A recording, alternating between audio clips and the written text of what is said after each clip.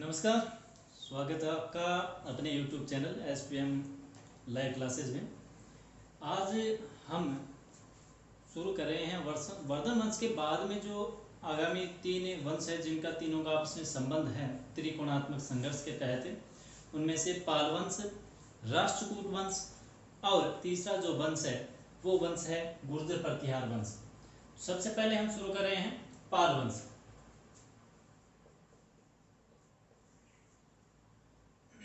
पाल वंश का शासन है वो बंगाल और बिहार क्षेत्र के आसपास है। बंगाल, बिहार इन क्षेत्रों में पाल वंश का शासन रहा है। पाल वंश की स्थापना, पाल वंश की जो शुरुआत है वो 750 ईस्वी मानी जाती है। 750 ईस्वी किसने? गोपाल नामक व्यक्ति ने। तो संस्थापक है पाल वंश का गोपाल। 750 ईस्वी में बंगाल में इन्होंने पाल वंश की स्थापना की थी। इनकी राजधानी थी बंगाल, राजधानी बंगाल थी, बंगाल इनकी राजधानी थी। उसके बाद में जो अगला शासक है उसका नाम मिलता है धर्मपाल। धर्मपाल महत्वपूर्ण शासक हुआ है पाल वंश का, धर्मपाल। और धर्मपाल महत्वपूर्ण इसलिए भी है क्योंकि धर्मपाल के समय ही त्रिकोणात्मक संघर्ष है वो हुआ था। पाल वंश, राष्ट्रकूट वंश और गुर्जर प्रतिहार का वंश है, इन तीनों के बीच में त्रिकोणात्मक संघर्ष हुआ था कन्नौज को लेकर।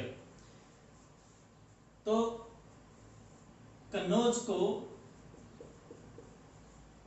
अपनी राजधानी बनाया था।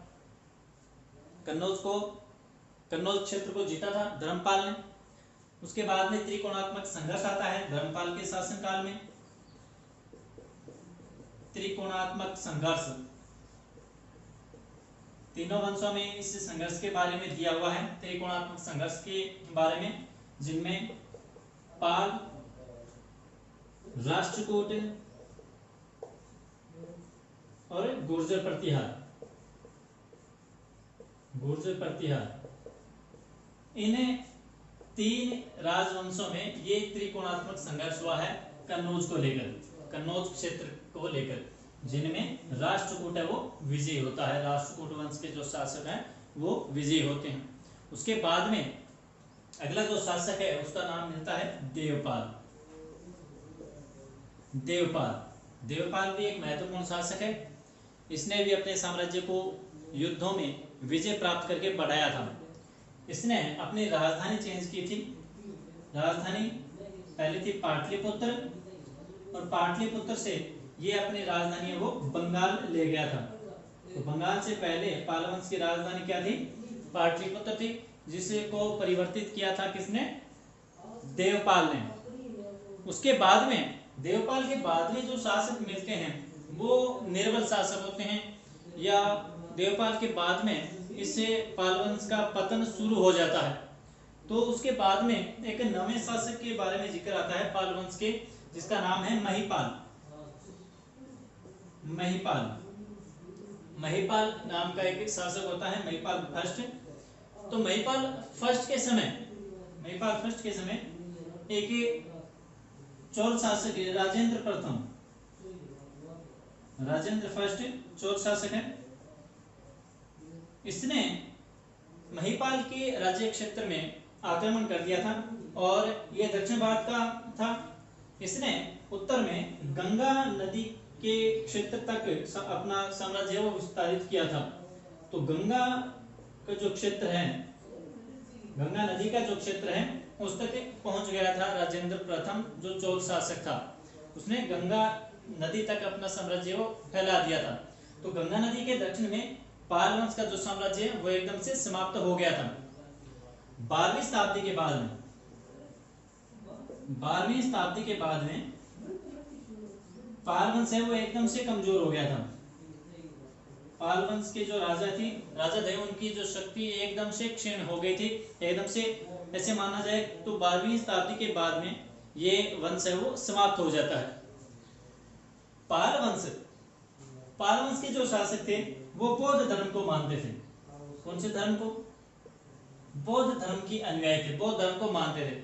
और पाल वंश के दौरान दो महत्वपूर्ण बौद्ध धर्म से संबंधित स्थान थे जहां पर महाविहार थे बौद्ध धर्म से संबंधित, जिनमें से नालंदा और दूसरा है विक्रमशिला। नालंदा और विक्रमशिला, ये दो महत्वपूर्ण शिक्षा के भी केंद्र थे और दोनों बौद्ध धर्म के भी मुख्य क्षेत्र थे, बौद्ध धर्म से संबंधित थे, महाविहार थे। जिनमें से विक्रमशिला की स्थापना है वो धर्मपाल ने की थी। उसके बाद में अगले जो शासक थे, 10वें शासक है, ये था 9वां शासक। उसके बाद में 10वां शासक है न्यायपाल। न्यायपाल ने बौद्ध धर्म के प्रचार प्रसार के लिए तिब्बत में एक बौद्ध भिक्षु को भेजा था, जिसका नाम था अतिशा। तो बौद्ध धर्म के प्रचार प्रसार के लिए एक बौद्ध भिक्षु या बौद्ध संत कह सकते हैं, बौद्ध धर्म के साधु कह सकते हैं, अतिशा, इनको भेजा था न्यायपाल ने। कहां पर? तिब्बत में, वहां के राजा के आग्रह पर। तो ये इतनी जानकारी हमें पाल वंश के बारे में हमारी पुस्तक में मिलती है। पाल वंश बंगाल बिहार के क्षेत्र में शासन था पाल वंश का। 750 ईस्वी में गोपाल नामक के व्यक्ति ने इस वंश की शुरुआत की थी। इनकी राजधानी बंगाल थी, बाद में पहले पाटलिपुत्र थी। तो देवपाल ने राजधानी परिवर्तित की थी। गोपाल के बाद में जो अगला महत्वपूर्ण शासक था वो था धर्मपाल, जिसने कन्नौज के क्षेत्र को जीता था और इसी के समय त्रिकोणात्मक संघर्ष हुआ था पाल, राष्ट्रकूट और गुर्जर प्रतिहार वंश के बीच में। उसके बाद में देवपाल अगला शासक है जिसने राजधानी परिवर्तित किया था, पाटलिपुत्र की जगह बंगाल को अपनी राजधानी बनाया था। उसके बाद में महिपाल प्रथम का नाम आता है, जिसके समय चोल शासक राजेंद्र प्रथम ने गंगा नदी के क्षेत्र तक अपना साम्राज्य विस्तारित कर लिया था। उसके बाद में 12वीं शताब्दी के बाद में जो साम्राज्य है वो एकदम से कमजोर हो जाता है, क्षीण हो जाता है पाल वंश का। 10वें शासक न्यायपाल ने एक बौद्ध भिक्षु अतिशा को तिब्बत के राजा के आमंत्रण पर वहां पर भेजा था बौद्ध धर्म के प्रचार प्रसार के लिए। बौद्ध धर्म के अनुयायी थे। नालंदा, विक्रमशिला ये महाविहार थे उस समय, बौद्ध धर्म के प्रमुख या मुख्य क्षेत्र थे, मुख्य केंद्र थे, जिनमें से विक्रमशिला की स्थापना है वो बंगाल पाल शासक धर्मपाल के द्वारा की गई है। उसके बाद में हम अगले राजवंश के बारे में बात करते हैं। अगला राजवंश कौन सा है? अगला राजवंश है राष्ट्रकूट।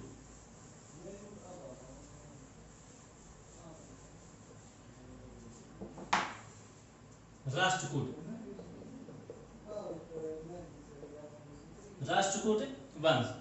राष्ट्रकूट वंश की जो शुरुआत है वो 736 ईस्वी में मानी जाती है। 736 ईस्वी। किसके द्वारा? दंती दुर्ग के द्वारा। दंती दुर्ग नामक व्यक्ति के द्वारा इस राष्ट्रकूट वंश की शुरुआत मानी जाती है। दंती दुर्ग था वो वातापी के चालुक्य शासकों के अधीन सामंत था। वातापी के चालुक्य शासकों के अधीन सामंत, चालुक्य शासकों का सामंत। तो दंती दुर्ग वातापी के चालुक्य शासकों का एक सामंत था, जिसने वातापी के चालुक्य शासक अंतिम जो शासक था जिसका नाम मिलता है कीर्तिवर्मा सेकंड। कीर्तिवर्मा सेकंड द्वितीय। तो इसको पराजित करके, इसको अपदस्थ करके दंती दुर्ग ने राष्ट्रकूट वंश की शुरुआत की थी और इसने अपनी राजधानी क्या बनाई थी? राजधानी बनाई थी नासिक, महाराष्ट्र में राजधानी थी नासिक। तो महाराष्ट्र से लेकर नीचे दक्षिण भारत तक राष्ट्रकूट वंश है वो फैला हुआ था। इनमें कर्नाटक का क्षेत्र भी शामिल है, महाराष्ट्र का क्षेत्र शामिल है, इसके आसपास का कुछ क्षेत्र भी शामिल है। उसके बाद में अगले जो शासक हैं उनका नाम मिलता है कृष्ण फर्स्ट। तो कृष्ण फर्स्ट ने एक मंदिर बनवाया था एलोरा की गुफाओं में एक मंदिर बनवाया था एलोरा की गुफाओं में एक मंदिर बनवाया था जिसका नाम था कैलाशनाथ मंदिर। भगवान शिव का मंदिर था, कैलाशनाथ का मंदिर एलोरा की गुफाओं में किसने बनवाया था? कृष्ण फर्स्ट, जो राष्ट्रकूट वंश का एक शासक था। उसके बाद में इस वंश के, राष्ट्रकूट वंश के चौथे शासक ध्रुव ने, चौथा शासक था ध्रुव, चौथे शासक ध्रुव ने गुर्जर प्रतिहार वंश के एक शासक वत्सराज को पराजित किया था, वत्सराज को हराया था, वत्सराज को हराया था ध्रुव ने, जो राष्ट्रकूट वंश का चौथा शासक था। उसके बाद में पांचवा शासक गोविंद तृतीय, पांचवा शासक था गोविंद तृतीय, गोविंद थर्ड। इसके समय ही त्रिकोणात्मक संघर्ष हुआ था, त्रिकोणात्मक। तो पाल वंश का शासक कौन था? धर्मपाल, धर्मपाल। राष्ट्रकूट वंश का था गोविंद तृतीय, गोविंद तृतीय। और प्रतिहार, गुर्जर प्रतिहार वंश का कौन था? गुर्जर प्रतिहार वंश का था नागभट्ट द्वितीय, नागभट्ट द्वितीय। इन तीनों के बीच में यह त्रिकोणात्मक संघर्ष हुआ था एक क्षेत्र को लेकर। कौन सा क्षेत्र था? कन्नौज का क्षेत्र। तो कन्नौज को लेकर त्रिकोणात्मक संघर्ष हुआ था धर्मपाल, गोविंद तृतीय और नागभट्ट द्वितीय के बीच में, जिनमें से जीत किसकी हुई थी? जीत हुई थी गोविंद तृतीय की। इससे त्रिकोणात्मक संघर्ष का विजेता, विजेता कौन था? गोविंद तृतीय। इसने अपने साम्राज्य का विस्तार किया था मालव प्रदेश से दक्षिण में कांची तक, मालव प्रदेश से कांची तक अपने साम्राज्य का विस्तार किया था। किसने? गोविंद तृतीय ने। तो ये एक इंपॉर्टेंट शासक है। उसके बाद में अगला जो शासक है उसका नाम मिलता है अमोघ वर्ष। छठा शासक है अमोघ वर्ष, अमोघ वर्ष। ये एक शांतिप्रिय शासक था, शांतिप्रिय शासक था, शांतिप्रिय शासक था, ज्यादा लड़ाई झगड़ों में विश्वास नहीं रखता था। और सबसे ज्यादा जो शासन काल है वो भी अमोघ वर्ष का है। राष्ट्रकूट वंश में लगभग 64 वर्ष तक, लगभग 64 वर्ष अमोघ वर्ष ने शासन किया था, जो राष्ट्रकूट वंश का एक महत्वपूर्ण शासक है। इसने अपनी राजधानी भी बदली थी, राजधानी परिवर्तन किया था। राजधानी कौन सी बनाई थी? मन्यखेत, महाराष्ट्र का क्षेत्र है मन्यखेत। इसने अपनी राजधानी है वो नासिक से बदलकर मन्यखेत बनाई थी, तो राजधानी परिवर्तन किया था। उसके बाद में एक और इम्पोर्टेंट बात इसके बारे में मिलती है कि सुलेमान, सुलेमान एक अरब यात्री था। सुलेमान अरब से आया हुआ था। इसने अपने यात्रा वृत्तांत में उस समय लिखा था कि विश्व के 4 महत्वपूर्ण शासकों में से एक है अमोघ वर्ष। तो विश्व के 4 महत्वपूर्ण या शक्तिशाली, महत्वपूर्ण या शक्तिशाली, शक्तिशाली शासकों में से एक है। कौन है? अमोघ वर्ष। किसने कहा? ये कहा था अरब यात्री सुलेमान ने अपनी यात्रा वृत्तांत के दौरान। उसके बाद में अगले शासक की बात करते हैं। तो एक बार ये दोबारा मैं रिपीट कर रहा हूँ। राष्ट्रकूट वंश जिसकी स्थापना 736 ईस्वी में किसने की थी? दंतीदुर्ग ने। राजधानी कौन सी बनाई थी? नासिक। दंतीदुर्ग वातापी के चालुक्य शासकों के अधीन सामंत था। अंतिम में चालुक्य शासक कीर्तिवर्मा सेकंड को हराकर, पराजित करके दंतीदुर्ग ने राष्ट्रकूट वंश की नींव डाली थी। उसके बाद में शासक का नाम मिलता है कृष्ण प्रथम, जिसने एलोरा के प्रसिद्ध कैलाशनाथ मंदिर का निर्माण करवाया था। उसके बाद में अगला शासक है ध्रुव, चौथा शासक, जिसने गुर्जर प्रतिहार शासक वत्सराज को हराया था। उसके बाद में गोविंद तृतीय, महत्वपूर्ण शासक है। ये भी त्रिकोणात्मक संघर्ष हुआ था इसके दौरान, ये विजेता था त्रिकोणात्मक संघर्ष में। और धर्मपाल, गोविंद तृतीय, नागभट्ट द्वितीय के बीच में ये त्रिकोणात्मक संघर्ष हुआ था। इसने अपनी राजधानी है वो फैलाई थी मालव प्रदेश से कांची तक। उसके बाद में अमोघ वर्ष अगला शासक मिलता है, शांतिप्रिय शासक था जिसने लगभग 64 वर्ष तक शासन किया था। इसने अपनी राजधानी परिवर्तित की थी राजधानी बनाई थी मान्यखेत को।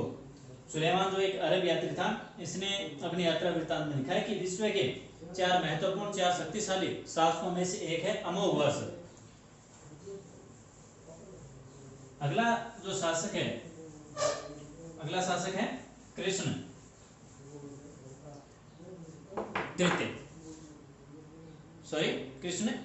द्वितीय,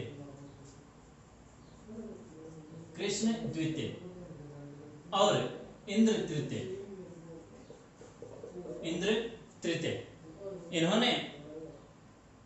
इन दोनों ने कन्नौज के शासक कन्नौज का शासक था उस समय महिपाल था, गुर्जर प्रतिहार शासक। महिपाल को भागने पर विवश कर दिया था, यानी वहां पर आक्रमण किए, जिससे डरकर महिपाल को उस क्षेत्र को छोड़कर भागने पर विवश हो गया था। उसके बाद में कृष्ण तृतीय 12वां शासक है कृष्ण तृतीय ने दक्षिण के जो चोल शासक थे उनके साथ इनका लंबा संघर्ष चला था, काफी विस्तृत संघर्ष चला था। तो दक्षिण के चोल शासकों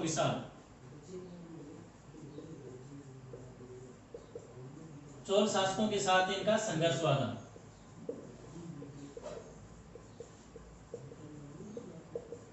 चोल शासकों के साथ संघर्ष हुआ था किसका? कृष्ण तृतीय का, जो काफी लंबा समय था। उसके बाद में राष्ट्रकूटों की सत्ता समाप्त करने वाले जो शासक थे वो कौन थे? वो थे कल्याणी के चालुक्य शासक। तो कल्याणी के चालुक्य शासकों ने राष्ट्रकूट वंश की सत्ता समाप्त कर दी थी। राष्ट्रकूट वंश की सत्ता को समाप्त करने वाले शासक थे कल्याणी के चालुक्य शासक। उसके बाद में चालुक्य शासक तैलप ने 973 ईस्वी में चालुक्य शासक तैलप ने 973 ईस्वी में इस वंश के शासक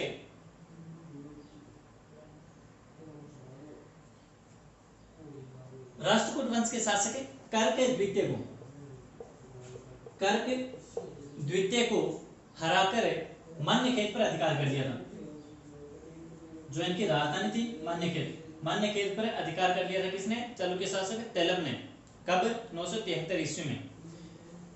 इतनी जानकारी हमें राष्ट्रकूट वंश के बारे में मिलती है।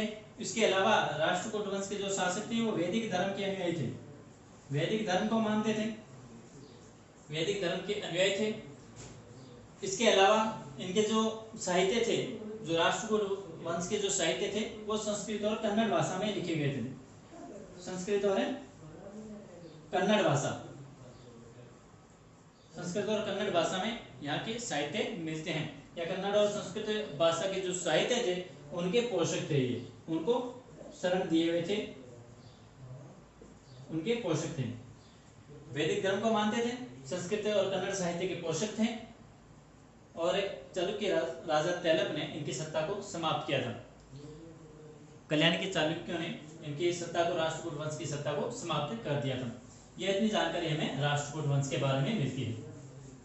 उसके बाद में अगला जो वंश है वो है गुर्जर प्रतिहार वंश। गुर्जर प्रतिहार, वैसे तो ये प्रतिहार वंश के शासक थे, लेकिन गुजरात के क्षेत्र पर इन्होंने अपनी सत्ता की स्थापना की थी। इस कारण गुजरात क्षेत्र प्लस प्रतिहार, गुर्जर प्रतिहार इनका नाम है वो पड़ा। तो इस वंश का नाम गुर्जर प्रतिहार, गुजरात में स्थापना हुई थी। इस वंश की गुजरात में स्थापना किसने की थी? नागभट्ट ने। नागभट्ट प्रथम ने 725 ईस्वी में इस वंश की स्थापना की थी गुजरात में। तो प्रथम जो गुर्जर प्रतिहार का राजा है वो है नागभट्ट। नागभट्ट ने जो अरब आक्रमणकारी थे, जो सिंध की तरफ से आते थे, उस अरब आक्रमण को रोका, या अरबों के आक्रमण को रोका।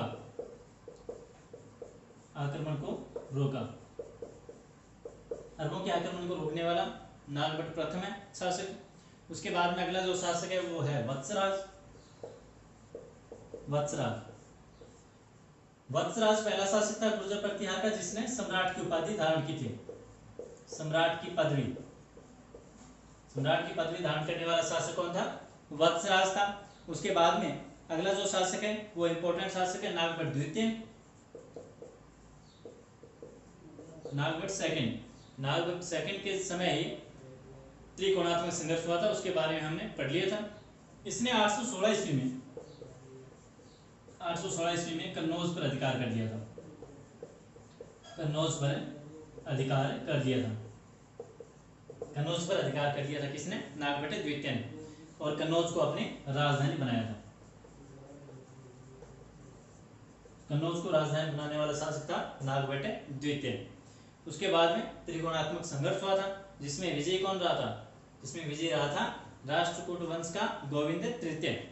उसके बाद में नागभट्ट द्वितीय के वंशज 1018-19 तक कन्नौज के आसपास अपना शासन करते रहे। कन्नौज के आसपास का जो क्षेत्र था उस पर शासन करते रहे नागभट्ट द्वितीय के बाद में जो शासक हुए हैं वो। उसके बाद में एक और इंपॉर्टेंट शासक का नाम आता है जिसका नाम है भोज प्रथम, भोज फर्स्ट, जो और किस नाम से जाना जाता है? मिहिर भोज के नाम से जाना जाता है। तो ये एक महत्वपूर्ण शासक था। इसी के समय भोज प्रथम के समय ही वो अरब यात्री सुलेमान भारत आया था। अरब यात्री सुलेमान भारत आया किसके समय? भोज प्रथम या फिर मिहिर भोज के समय। उसके बाद में अगला शासक है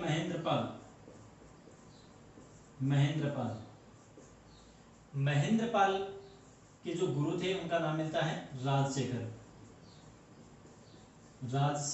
और राजशेखर की जो रचना है, एक नाटक लिखा था इन्होंने, उसका क्या नाम था? कर्पूर मंजरी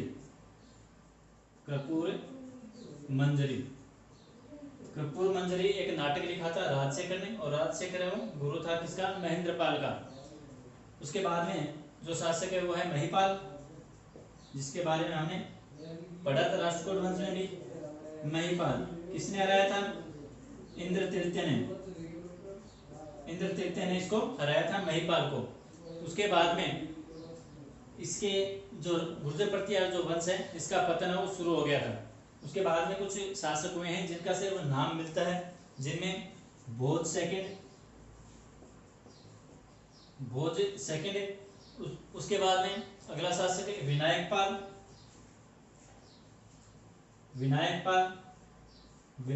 के बाद में अगला शासक है महेंद्रपाल द्वितीय,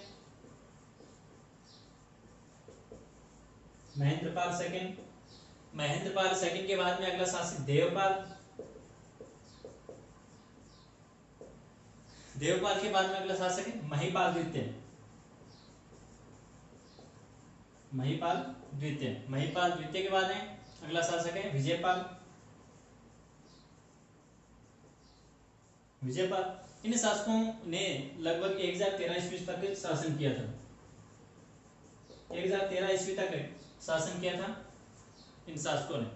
उसके बाद में एक और शासक का नाम मिलता है हमें, जिसका नाम है राज्यपाल।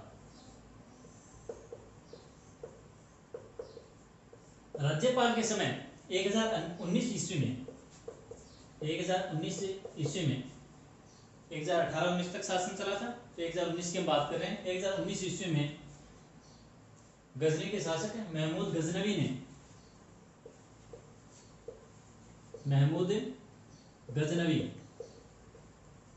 ने भारत पर आक्रमण किया था। किसके समय? राज्यपाल के समय महमूद गजनवी ने आक्रमण किया था। तो राज्यपाल है वो कन्नौज का क्षेत्र छोड़कर भाग गया था, और बाद में उसने महमूद गजनवी की अधीनता स्वीकार कर ली थी राज्यपाल ने महमूद गजनवी की। उसके बाद में राजपूत शासकों ने मिलकर, ये एक राजपूत शासकों की जो शक्ति थी, जो शौर्य था, उनके विरुद्ध था, क्योंकि किसी विदेशी आक्रांता की अधीनता स्वीकार करना ये उस समय सही नहीं माना जाता था। तो राज्यपाल को क्या किया, जो अन्य जो राजपूत शासक थे उस समय, उन्होंने मिलकर इसकी हत्या कर दी थी और राज्यपाल की जगह उसके भाई त्रिलोचन पाल को अगला शासक बनाया था। त्रिलोचन पाल को अगला गुर्जर प्रतिहारकालीन शासक बनाया था। त्रिलोचन पाल के बाद में, त्रिलोचन पाल जब शासक बन गया था तो उसके बाद में कन्नौज में गहड़वाल वंश और राजपूताना के राजपूत शासकों